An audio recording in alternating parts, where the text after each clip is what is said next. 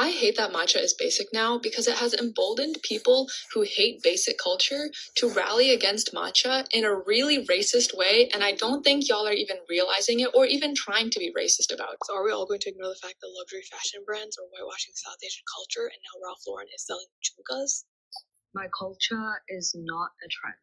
I was scrolling through this year's fashion trends when I saw this. A traditional Chinese jacket labeled as a Mandarin jacket. After deep diving, I saw many quiet luxury brands selling the same silhouette without acknowledging the culture it was inspired by. As a Chinese Australian, I feel conflicted. We are living in a world where Asian cultures are everywhere, but Asian people are still treated like outsiders.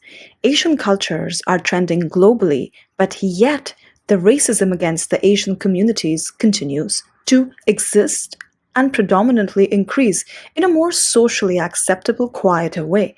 And that is something that should bother us. Because right now, Indian juhmkas, these beautiful bell-shaped earrings, which you can find in every corner of India and now in almost every South Asian country, is being renamed and reshaped and re-identified as this vintage chandelier earrings by Ralph Lauren. And the band gala, the closed neck jacket, which traces its origins to in Jodhpur, India, is being renamed and reframed and rebranded as the closed jacket by Louis Vuitton and worn by Michael Jordan. At the same time, matcha is an aesthetic, yoga is a brand, and ancient traditions are content, and the people that belong to them, well, they are erased, stereotyped, and othered.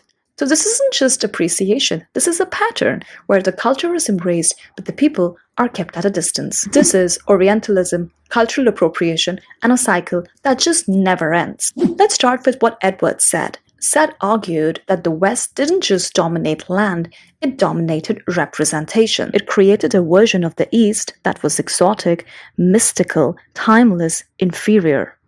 Not real, just convenient. And you can see this everywhere today. So when Ralph Lauren showcases juhmkas without naming them, they become exotic accessories rather than cultural artifacts. When Dior names dupattas that we've been wearing for eons and eons of years into sheer scarves, it changes and disappears the identity of its origin. That's Orientalism in real time, turning culture into aesthetic and people into background. So when an Indian girl wears a lehenga to an event, she might be told, "Ooh, what's that? That's too traditional. That's too much." But the same so-called skirt that they call it is being shown on runways as the silhouette. It's been called fashion forward, a new era, very global, very elegant. It's not just fashion bias, that's power deciding what is acceptable and what is not. A recent example that I can give you, which happened 2 days back, if we all go to a temple where we live over here, it's 5 minutes away from my home, and mom goes there every day. We go there for the aartis, the pujas, and everything. There's a Scottish man who's been visiting, and he's been coming every day, and he told my mom that he would like to read the Gita and explain what the Gita means to everyone who comes to the temple. And he would like the temple, the community, to pay for his visit from Scotland to where we stay to be able to do these Gita lessons. Think about that for a second. Not asking, not learning, but teaching. There is a kind of entitlement that comes over there. So a Scottish man teaching an Indian woman what the Gita is and giving everyone in the Indian community Gita lessons is something to think about. This isn't just appreciation. This is assuming authority over something that isn't yours. Because this creates a kind of a contradiction where culture is loved, but people are not fully respected. Then comes romantic Orientalism, a concept rooted in European Romanticism. Thinkers like Novalis imagined India and Asia as timeless, mystical lands full of spiritual wisdom that could fix the West's materialism. In fact, European intellectuals were asked to go to India to study the spiritual and Sanskrit texts to understand what could they extract from India in terms of its philosophy that could repair the Western European materialistic world. It wasn't about the people, it was about an idea that still exists today. Take the global rise of India as the spiritual land of wisdom where one can find yourself when you need to go once in your lifetime. The ancient Indian wisdom will heal you. India becomes a backdrop for self-discovery, but yet the people, the social lives, the problems, the normal daily city life is something that needs to be ignored. That the culture needs to be taken, but the people need to be ignored. A recent example that you can see in this video I'm going to play right now. I'm asking, when Indians are trying to come in, you are telling them that we are full. Yeah. But when the foreigners are trying... He is pointing at a board which is saying that we are prioritizing foreigners. And he is proud of that they are prioritizing foreigners. Let's discuss. Ask me. I'm talking with you. Ask me. So ask me now. I am my shift. Don't touch me. Okay, good. So don't touch me. Stay away. I'm asking him. No. Now my shift. So okay, you can speak with me. Okay, I'm speaking with you. I'm speaking here. I'm not going there. I'm speaking here. No. So is it a fair thing that you are organizing this in India and not allowing Indians to go inside? No, it's not true. Actually, our festival for everyone. No. But we give priority in evening time to foreigner visitors because this festival was organized for welcoming and explain Indian culture with those who don't have connection with Indian culture. So our festival is open for everyone. But why you are doing this in India then? Why you don't do it in Europe? All the foreigners are there only. Here, why to come here and organize this and say this thing we are organizing this for foreigners? Sure. Do it in Europe. All the foreigners are only there. Of course. Yes. So many foreigners who already interested with this culture, We just want to connect them with taste of bhakti, taste of kirtan. Okay, so you don't want to connect Indians.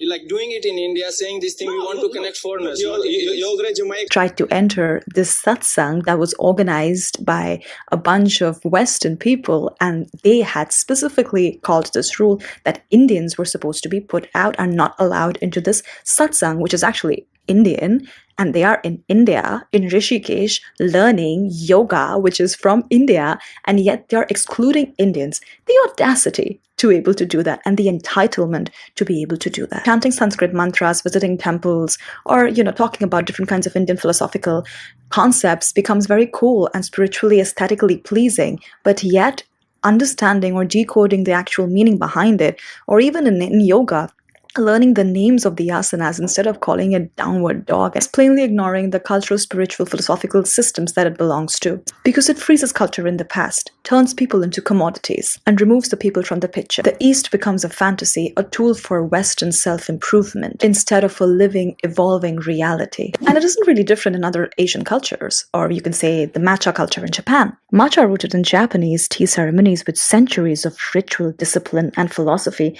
is now reduced to a clean aesthetic, a drink for productivity, self-care, or Instagram content. Influencers like Emma Campbell popularize it globally, but often without acknowledging its cultural depth or historical context. Bell Hooks coined the term eating the other. This is when cultures are consumed as exotic, other, elevated, different, but without recognition of the people or their lived reality. You can see this being applied in the current modern trends. Champi, which is the ancient hair oiling technique in India, becomes a viral hair care trend. Haldi, turmeric, doodh or haldi, milk that we've been having for ages, becomes golden latte.